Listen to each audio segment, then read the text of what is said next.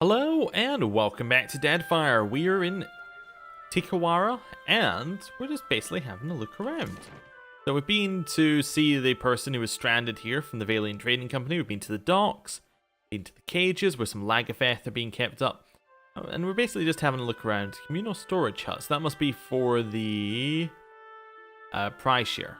Yeah, like in a shrine. Let's head into the chieftain's hut. Let's see what's going on. Need to investigate what happened to all of the, all of the Valians who were here.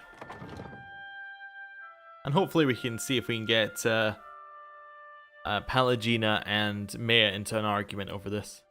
Ah, welcome to Tikawara. Tikawara. Hello.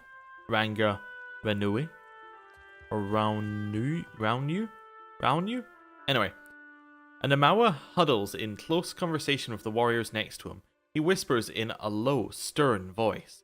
No sooner do you catch his eye than he grins wide enough to stretch every muscle in his face. Greetings, friend. Always an honor to receive guests. He inclines his head and touches his brow. And yeah, if we were Deadfire Amawa, we'd know what that means. Okay. Alexa, Captain of the Defiant, at your service. I would shower you with the fruit of our harvest, but the season is unkind, I say. Pokokahara is restless. Even from afar, the storms tear our bounty up by the root and chase fish to calmer shores. He raises his hand to gesture to the east. His hand falls limply to his side. Okay. What is Pokokahara? An island not touched since the days of our ancestors. The Valians went to Pokokahara for luminous Ardra, but their expedition does not return. As the storms grow wild, Tikawara dies around us. No traveler will land here if they are forced to eat their belts, I say. He absently presses his knuckles, worrying the blood from his fingers. Okay. So how is Pokokahara causing storms? You are new to the islands. I would not expect you to know of these things. Our ancestors told of luminous Ardra, the bones of the Deadfire, breaching through the sands of Pokokahara. Ngati raises her watery fist in defense of the Ardra. Valian or Huana, it is nothing to her who suffers in the wake of such anger. At the implication of divine providence, Palagina's right eye twitches in annoyance, the membrane flicking out and back. Fighting against it, she forces a weak smile and nods politely. Cocking his head to the side, Raunu mirrors the gesture with a full smile. He seems to be puzzling out Palagina's reaction. Oh, interesting. It is highly unusual for Adra to impact his environment as you describe. Maybe that is for what the Valians find it so fascinating. Raunu scratches his head and shrugs. Their captain brushed off my tails like the buzzing of gnats. Okay. So, beyond the storm, is there any danger? Ikira, we paddle our canoes the long way around Pokokahara for a reason, I say. Another people lived among our ancestors and built a temple in the desert. Now there is only death. But the Valians close their ears to my warning. He shrugs, glancing away. Why not move the tribe elsewhere? In our old villages, we were raided by pirates, stolen by slavers, and killed by Rawatayan scouts. His head droops further with each admission, as if their acknowledgement diminishes him personally. So I brought them here, where the soil is too poor for kuiki fruit and the waters too shallow for great fish. At least we are in the path of Valian traders as they come and go. This is protection, prosperity, a future. He nods, resolute in the idea. Well, I have some history of old places that cause storms. I'll take a look. His eyes widen a little. The smile that creases his face seems, for the moment, genuine. Here, this was a token passed down from the Rankas, said to come from Pokokahara in brighter days. He passes you a heavy length of copper shard in a spiral. Ooh, so we got a key. Nice. Thank you. If you need aid, Himarihi's warriors need only someone to bark commands and they will go. He raises his fingers to his brow once more. Okay. Well, tell me about your tribe. Our village here is young still, but we will grow when the Valians come. Sakura, like an ingrown toenail. For what does Ngati's chosen protest? Give Tikawara a chance to prove itself. That is for what we build many houses now, even a trading post. He beams with pride. We make Tikawara pleasing to the Valians. Then when they come for Pokokahara, they build their harbor here. They must. He clears his throat. You don't seem to mind the Valian influence here. Some tribes push foreigners away, but it is good to have powerful friends. A frown briefly clouds his expression. We got plenty of those. Ours are holding our lives ransom and playing us against their enemies. If the Valians come, they will build an outpost here in Tikawara. His gaze unfocuses like he's convincing himself of every word. And then we will have more to trade with outsiders than just Rongi's mats. With coin comes protection, friendship. He nods vigorously. A favorable arrangement for both sides, I say. Are you always this friendly? You sure you want to question that? We never get nice ones like this. I say that in Tikawara there is always a spot around the fire and... A gurgle reverberates from the stomach of the guard standing next to Anu. He grimaces and places his hands over his belly as if to muffle the sound. The Rangus shoots him a withering glare. And a koiki in every hand. When he turns back to you, he's all wide smiles and pleasantries again. Yeah, so he's trying to charm us. Speak on, friend. He opens his palm and waits. I had a question about Pokokahara. Wind and sorrow are all that emerge from the ruins. Never answers. Alright, no questions then. Speak on, friend. What say? Where can I find supplies? The Valians left many crates with the dwarf. He hoards them by the beach. Annoyance flickers across his face, but it's gone as quickly as a ripple on the water. But we never refuse a guest. If you need sleep, Himuihi will show you all the villages contending for the honor of your visit. And if you need strong Mataru warriors to fight at your side, then Himuihi can help you with this also. She guards the trading post. Okay, farewell. So we kind of know what's going on there. So things are bad here, like really bad, but they're hoping for the Valians to come and help them. And they have some warriors who can come with us. But they'll just be adventurers, I think. So we don't want to bring them because they'll not give us XP. The Huana have done well in this harsh environment. You must concede that. They were before they gave their territory to the Valians. Ah, forget that I spoke. Interesting. So she thinks they do better with the Rawatayans. Or without the Valians. Okay, I thought there was something up here. And apart from those reeds. Oh yeah, there's the storage hut.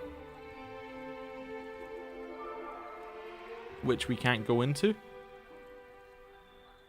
know what? Fair enough. It's not our storage hut, is it? Okay, let's head down this way. Down to this hut. See what's in it. Could be good. You never know.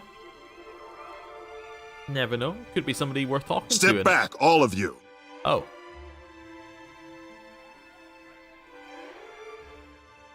The broad-shouldered Amoa at the center of the huddle takes a cautious step back. His gaze never breaks from the tribesmen who have him surrounded. His hands never stray from his weapons. You've all got the wrong idea. I'm waiting for a shipment of sailcloth from the homeland. Is that going to be a problem? His expression turns stony as the implied threat crosses his lips. Then what say you about this? Coded gibberish, or I'm an Orlin. Oh, okay, so he is a spy. Someone from the crowd tosses a sheaf of papers to the ground by Harama's feet. The assembled tribesmen mutter their assent. Damn it. He's about 2 seconds away from starting a brawl. I've got to step in. Maya furrows her brow. I'll follow your lead. She clears her throat loud enough to turn heads in the direction of your party. 1 against a mob isn't exactly even. Ever heard of a fair fight? Maya cracks her knuckles and rolls her shoulders. Ha! Company warships blow our canoes to splinters, and you call us unfair? You foreign imps are all the same. Turning to you and Maya, Harama gives away no recognition other than a flicker of gratitude. What seems to be the problem here? As surely as sharks circle spilled blood, this one has been casting an unwelcome shadow on our village. One of the villagers steps forward and gestures to Harama. We found coded documents in his quarters, and he defended himself with lies. Outsider spy. Mutters of assent rise in volume from the assembled villagers. Okay. What makes you think it's nefarious? Because Rauatai hungers after these isles like a tiger lurking in the tall grass and whetting its chops. If you townies are dumb enough to go blundering into an alpha predator, you deserve what's coming to you. Maya squares her stance and shakes her head. Not the best way to do diplomacy, Maya. Who are you to speak in his defense? And who is your traitor friend who postures like she is not one of us? Jeers and rude gestures fill the air, many of them aimed at Maya. Maya, care to elaborate? I've got better things to do than listen to a bunch of islanders argue over who wants to die first. Maya reaches for a weapon and begins to advance. Oh dear. The crowd flinches back from Maya and their spokesperson raises a hand. A Huana who speaks for agents of Rauatai is no friend of the tribes. She and her bird will share in his fate. He sweeps his hand to encompass Maya and Harama both. Okay. We can say you're making this choice and I'm warning you to back away. We could do a bluff intimidate. Let's go for number 2. We're not going to threaten them. You're making this choice. I'm warning you to back away. We will show the trading companies how we deal with Rauataian spies. Charge, brothers and sisters! I had a feeling that was going to happen, but we very much we were not going to threaten them ourselves. Maya threatens them, that's fine. That's her choice. We're not going to do that. Got someone? Unfortunately, that does lead to their death, but, you know. Yeah, worse things have happened. Right. Oh, these guys don't even stand a chance. Takehu? Oh, we're not in combat yet? Okay. Maybe the perfect time to just cast a, I don't know, Vile Thorns right in front of you. Get Pallegina to start buffing. Like, have her Edier. Get Edier to get ready to leap over here. Bird's gonna fly in. You're gonna shoot it. Go. My sights. Yeah, okay. Pallegina was immune to that nicely. Yeah, I knew she was immune to that, obviously. Yeah. Harama's a little bit low. And that's how it's done. We got rid of that one. Edier, you're still leaping. Okay, leap over here then. Retarget here. Yeah. Pallegina, Wrath of the Five Suns. It's a Kehu to just throw in a cold fog over here. We'll shoot the archer along with Maya, who's gonna Hunter's Mark it. That's right. That was good. Okay. Knock over this. Actually, drag in this one. Good. That's worth it. Nice. Okay. Pallegina should be able to kill this one. After I change her tactics to the correct tactics, because I just realized that we haven't had her in the party yet. Okay. Fire at that one. Nice. Good damage. Edier's got everyone focused on him now. Pallegina should clear the fight. It's good. Right between the eyes. Yeah, this one's your next one. Because it's the weakest. Nice. Going well. And then it's the last one. He should be dead. Unfortunate it turned into a fight, but there you go. You try to avoid making a spectacle of yourself, and someone forces your hand. Surveying the carnage, Harama shakes his head. Now here is a welcome sight. He turns to face Maya. A smile brightens his features. Is that little Ashiza? Hop over here, you old terror. Harama opens his arms and Maya's bird darts enthusiastically closer, pecking at Harama's shins. Ishi town. You don't know where he's been. Maya arches her brow, smiling in spite of herself. We're gonna say nothing. I would say that we should visit the closest tavern and toast to life, but for once I might be the odd man out. He praises you with a curious smirk. Captain, this is Harama. We were shipmates on the Flying Buttress.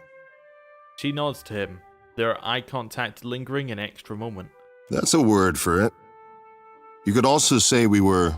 loyal servants of the homeland. That's enough out of you. Maya touches her brow and shakes her head, hiding the hint of a smile. Afraid this isn't a social visit. This comes from up high. Wait, we had to deliver something here? Oh, fantastic. She passes him a roll of parchment. I forgot that we had to deliver something here. His demeanor hardens the moment he unseals the missive. Worming his tongue over his teeth, Harama lifts up the parchment to view it against the light source. Atsura's up to his tricks again, I see. Thank you, Maya. I've been waiting for this. That sounds malicious. Maya, why is he asking? Harama squints at you, hesitating to say more. Captain, later. I promise we can discuss it later. I guess we're done here. It's been, well, sort of like old times. In a good way. Maya grins, planting her hands on her hips. Especially seeing you coming and going again. When the dust settles, maybe we could... He trails off, shifting his weight. I'd like that. Ishii misses you something awful. Say no more. Good luck in your travels and other adventures. Ishiza, you keep your feathers clean. He salutes Maya and steps back with a wink. I need to check in with Atsura. Mind if we take a detour to the Brass Citadel? Maya raises her brow. Well, reporting in on your mission, I take it? Something like that. Atsura probably wants to make sure I'm not wasting too many resources on his little errand. Nothing to worry about. Maya shrugs, gesturing to be off. Okay. Holding his arms, Takehu opens his mouth to speak but stops himself. He bites his lower lip and regards Maya thoughtfully. Stop acting like a fish out of breath and say what's on your mind already. Maya's tone causes Ishiza to perk at attention. Something the matter, Takehu? Akira, but my words are for the gun-toting company spy. The dignity of the tribes runs through your blood, I say. But you disrespect our people at every turn. Takehu stares Maya down. She meets his gaze with a slow nod. Someone told me the water shapers controlled their emotions better than this. Guess they were off. If what I say disturbs you, ask yourself why before you paint me as the hypocrite. Maya shakes her head and lets out an airy breath through her nose.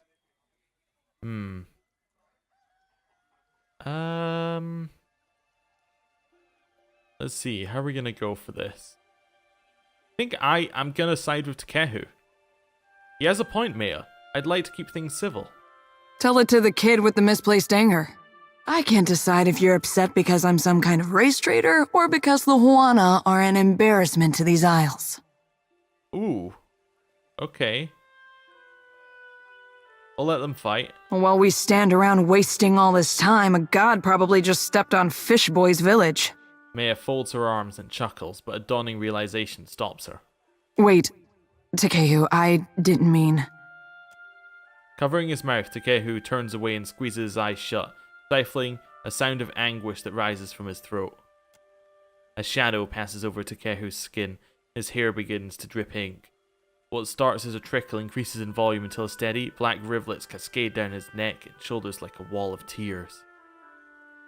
Never seen that happen before. Are you alright, Takehu?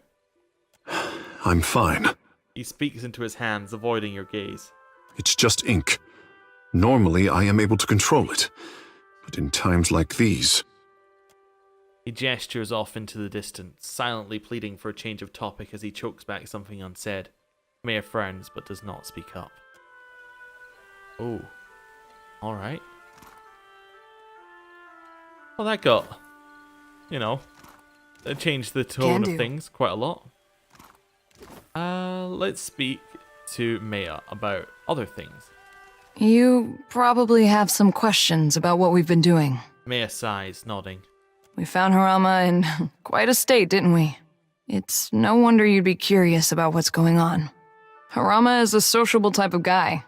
Getting to know people is as easy to him as breathing is to you or me. Atsura set him loose so he can get to know as many people as possible. What does that even mean, Maya? He's keeping an eye on Tikawara. Who comes and goes, what sorts of things they discuss. Atsura is committed to a more peaceful Deadfire. But he's just one man. He needs good people to shoulder the burden with him. Okay. The mob said that he had coded missives.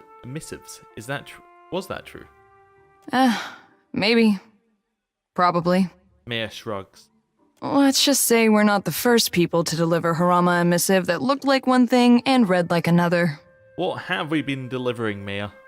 Truthfully, I don't know. They looked like ordinary documents to me, but I'm sure that's how Atsura wanted it. Atsura has a new code for every hour of the day. He probably has cipher keys tattooed all over his body. So Harama is just eyes and ears? Only Atsura knows for sure. Harama might not even have all the facts. I certainly don't. Okay, well, that's all for now. For what it's worth, you're doing a great thing for the Deadfire. You'll see that someday. Sure I will, sure I will. We'll see. Well, guess we'll continue exploring. Let's go into this hut. Right here. See if we can find something to distract ourselves from Mei and Takehu's conversation. Right. Oh. We have this person. What does Ronga go out to the beach in the middle of the night? Alright, well, that's us done here. Okay. What else have we got in here? We got the shrine. That's gonna go down well. See, I thought bringing Pallegina and Maya on the same mission was the problem. It's actually bring Maya and Takehu. But anyway, bells released have been worn smooth in some places, encrusted with patina in others. The statue depicts a voluptuous woman with the head of an anglerfish. The paint is thick as if freshly applied. Alright. Yes, switch that over to the right one there. Into the shrine we go then. See what's going on in there.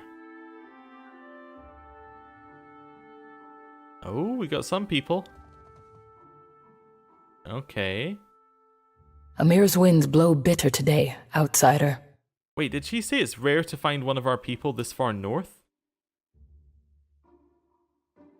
This isn't north, is it?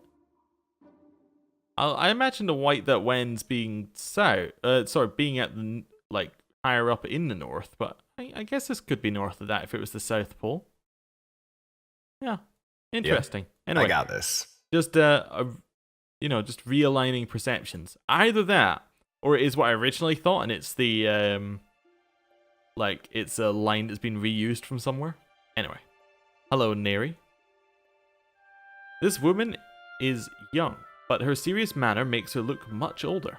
Her nose and ears are pierced in several places, and her mouth is twisted in a scowl. So the foreigners now send Huana to enslave Huana. She sniffs, curling her upper lip back. No one chains Takehu, I say. Well, except Rabuna. He rubs along his neck and smiles, the shallow mark of a collar standing out in his flesh. Shameless clown. She folds her arms and stamps her foot. Excuse me? Was it the Rauataians, the Valians, or some new invader? Outlanders conquer us with ink and paper packs as well as blades. But they conquer us all the same. She squares her stance and grimaces. I'm not here to conquer anyone. Akira. That is what the last bunch said. She crosses her arms and glares. Ruanu. He collaborates with the bottom feeders who went to Pokokahara for Adra riches. I warned the Valians about Pokokahara, but why listen to the ignorant Huana girl?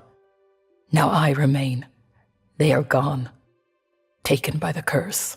The Valians are some of the most skilled navigators in the world. They don't just go missing. Pokokahara was not for them. With Ngati's aid, the sea takes and gives in equal measure. She raises her fingers to her brow. Dark clouds surround Pokokahara, and in my dreams, they swallow us all. She looks at the statue next to her, her eyes bright with intensity. If the island is cursed, who ever lived to tell of it? She sighs deeply, her bony shoulders rising like vultures' wings. We tell these stories not because they happen just so. We tell them for what they mean. Our Rangosphere makes him too trusting. He believes the Valiant traders will protect us if they settle here and mine Pokokahara. She closes her eyes and shakes her head. They will. It is what the company has done throughout the Eastern Reach. Why not here? So the villagers pour their sweat into the sand, building a trading post on a barren island. Interesting. What have we got here? I don't recognize that symbol. Oh, if we were from the Adirian Empire. Okay, interesting. We could say something.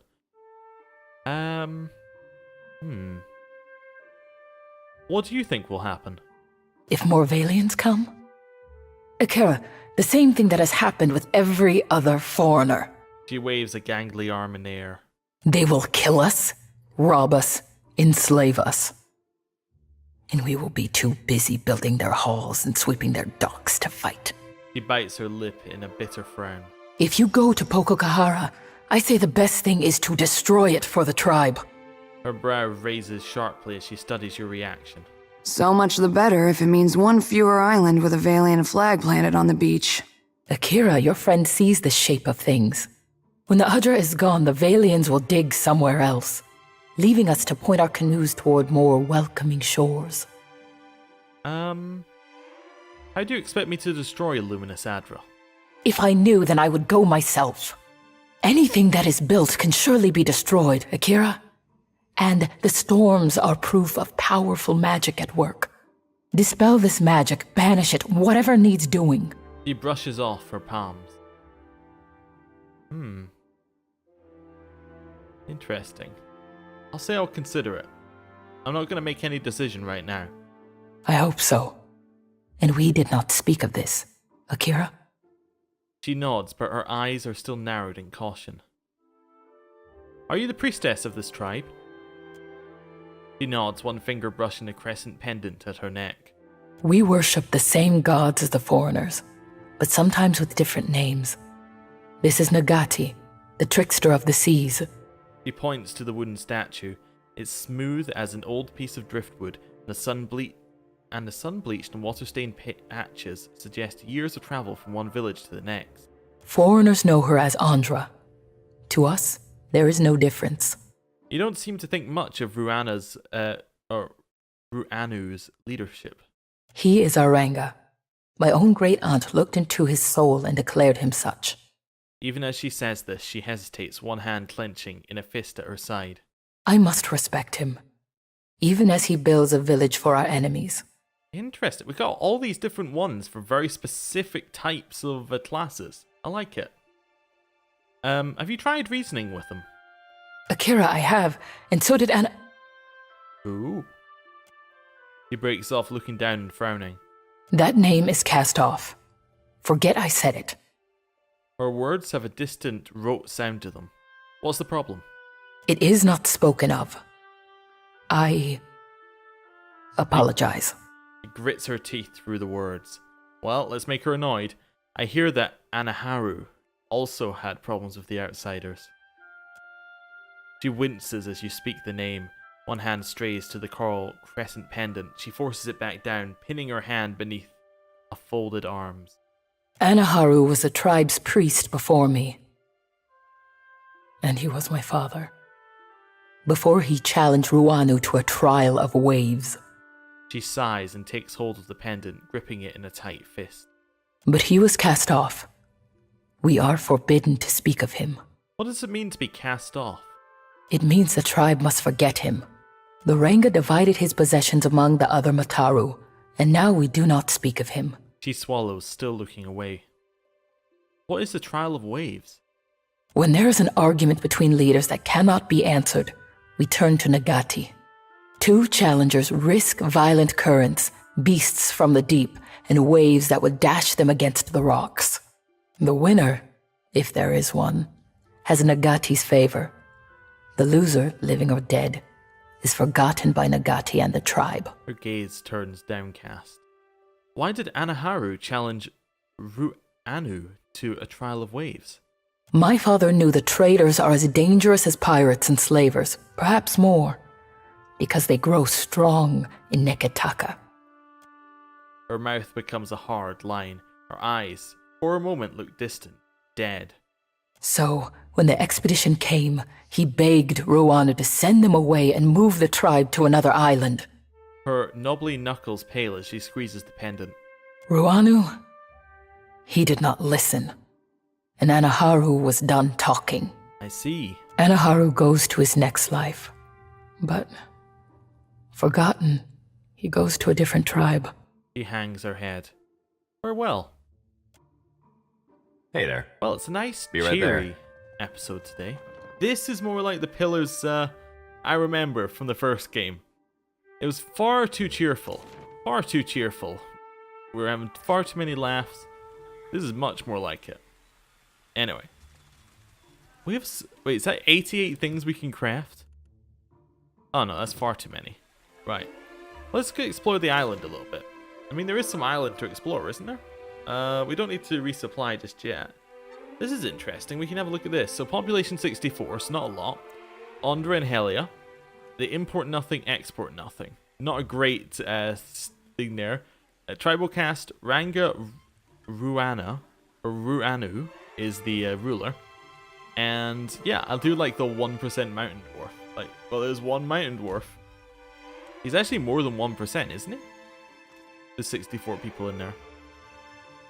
He's not quite 2%, so yeah, I suppose that they're rounding. He could be 1%.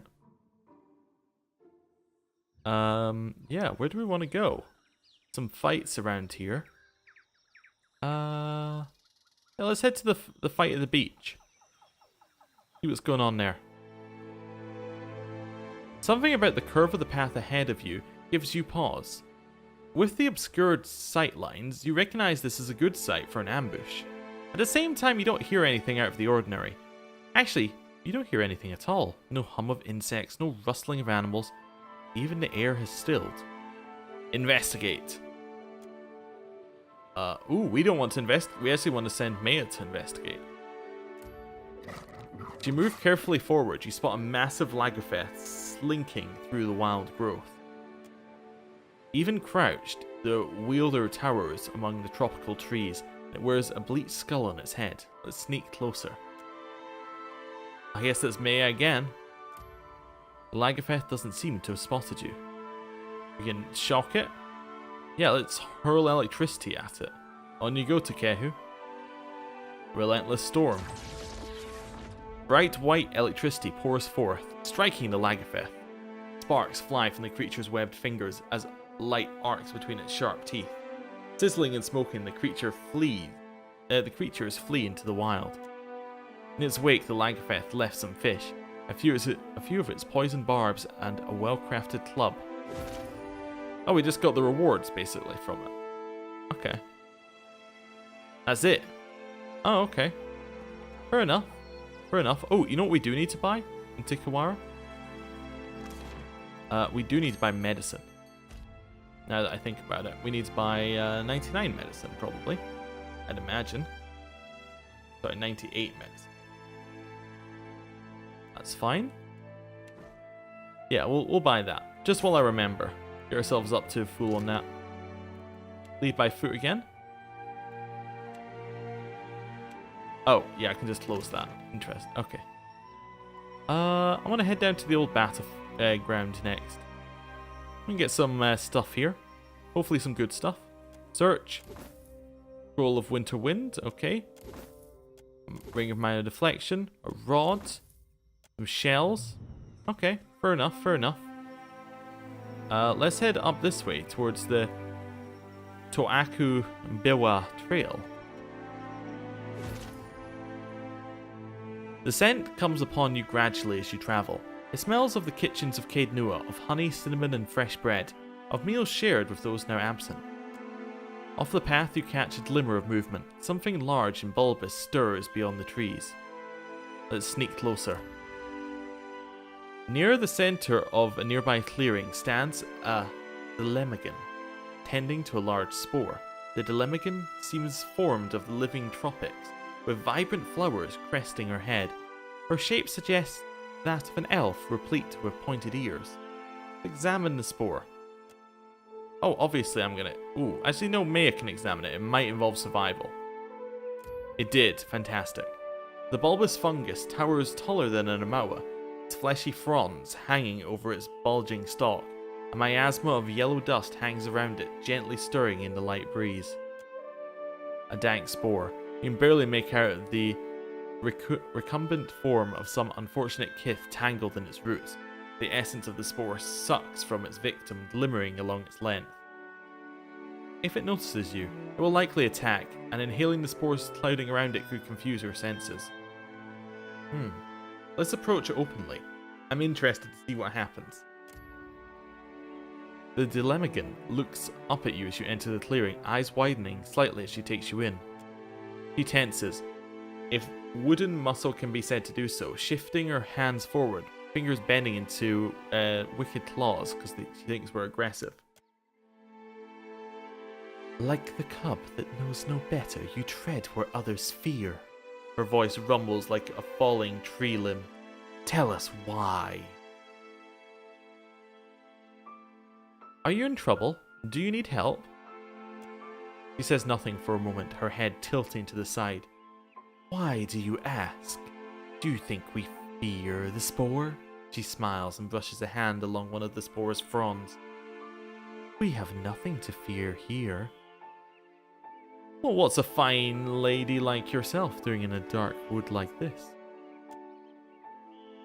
Quit droning like that, a beehive. A quiet droning of that, like a beehive, begins somewhere nearby. Do not trifle with us, Ith. You're pretty demanding for a tree. Her head shifts very slightly, like a tree in the breeze. Do you not demand answers of those who invade your home? Okay. Well, I was just going, I guess? No. The word seems to come from all around you as a breeze stirs the leaves. The dlemkan straightens, its wooden lips parting into a curl. We will not allow you to bring others to this place. Oh, alright then. It was a fight either way, but we got a little conversation. Guess it shows they're not mindless, which is cool. Oh, that's a lot of people to fight. Okay. Is our formation messed up, or is that just the way we go? That's just the way we go. Our formation is not messed up in the slightest. Actually, did we just appear backwards? I think we did just, like, almost appeared backwards. So Edier, I'm going to get him to run directly up there, probably at the dlemkan. Yeah, dlemkan? Dlemkan, probably. I'm probably adding an extra syllable in there. Maya? How about you mark the sporling? Send Ashiza up towards that as well. Send Palagina out this way. And we'll get Takehu to just start. You just chill out a second, Takehu. Start attacking. I just want to see where everyone ends up before I get Takehu to start casting anything. Okay, this is fine. Eddie or knock this one over. This is fine. Okay. We're doing alright as well. We could start focusing on the dank spore if we wanted to. Got more immunity to ice than a lot of other things, so we might not be able to do that. We will focus on the earth blight. Yeah, we'll start shooting the earth blight.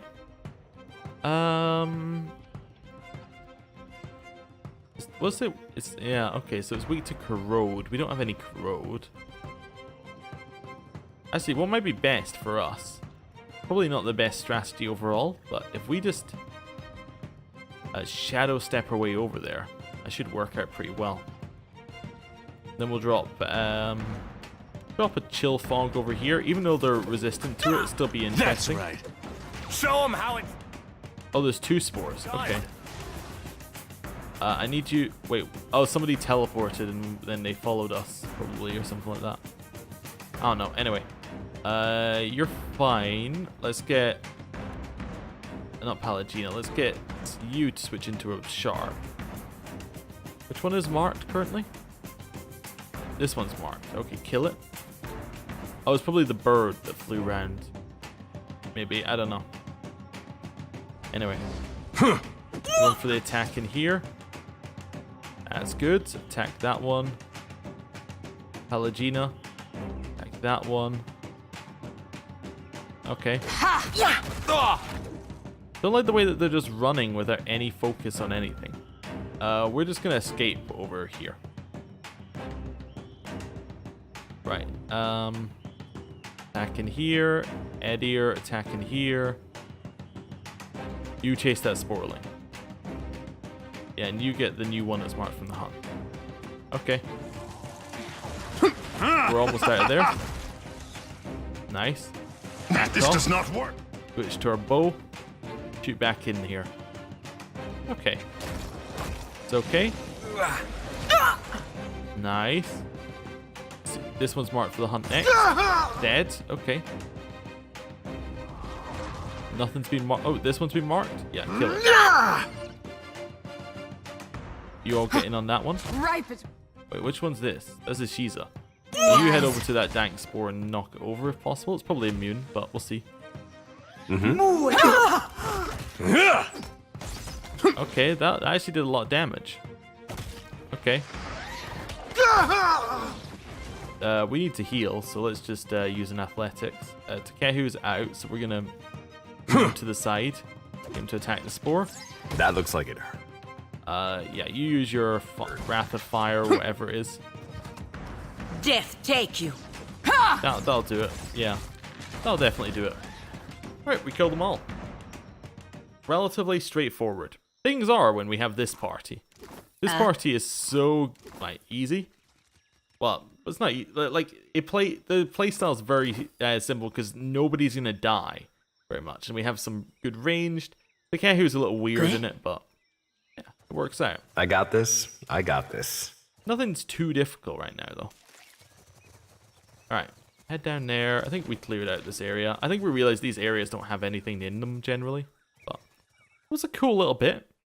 Cool little bit to go and see what was going on. If the dlemkan. Yeah. Have we ever fought one of them? Probably not. I'm interested in what that sparkly bit is as a burial site. We don't raid burial sites. Just out of principle. Don't know what. There's nothing to it because the battlegrounds have nothing to them. Everything else has nothing. Ruined towers have nothing to them. But anyway, I don't want to have a look at that. Have we fought one of those before? I don't think so. Definitely fought dank spores before. Nature Spirit. Defeated one. Yeah, okay. And there's an essay on it. The dlemkan are forest spirits bound to Adra monuments or ancient, often petrified trees. They appear to have mostly elven-shaped bodies, but their skin is made of wood, and their hair is long and plant-like. As their name suggests, Adragans, or Adraborn, as they are sometimes known, appear to have skin made of Adra. The dlemkan glow slightly, and often have tiny motes of light around them. The dlemkan are entirely magical beings, and as such do not use physical weapons to attack. They retain the overall shape of humanoids, but do not wear clothes and lack sexual organs. Their attractiveness is used in tandem with their magic, typically to mesmerize attackers or lure them to their deaths. These creatures draw their essence from their surroundings. While they have physical bodies, they can be killed if those bodies are destroyed. Their survival is inextricably linked to the health of their environment. They feel no natural animosity towards other beings, but they will defend their territories with surprising ferocity. Dlemkan may individually be more or less hostile depending on the well-being of the locale and on whether kith they're previously encountered have proven to be dangerous or benign. They are traditionally friendly towards rangers and druids. Their spiritual link with trees has led to greater understanding of the link between rangers and their animal companions, though a definitive connection is yet to be made. Dlemkan are a natural hindrance to large-scale development. While they usually live peacefully among rural communities, towns and cities with an eye towards expansion, may find themselves beset by hostile dlemkan. While rural kith often oppose the destruction of dlemkan habitats, city dwellers often support the notion, believing that dlemkan's souls will simply reincarnate in forests or back into kith. Interesting. Well, I feel like it's a good point to end the episode here. Thank you for watching. Next time we'll go and have a little bit more of a look around Tikawara's island. And then, yeah, we may even head out to Kahara, although I believe we need to head back to Nekataka as well. So thank you for watching. I'll see you next time. Goodbye.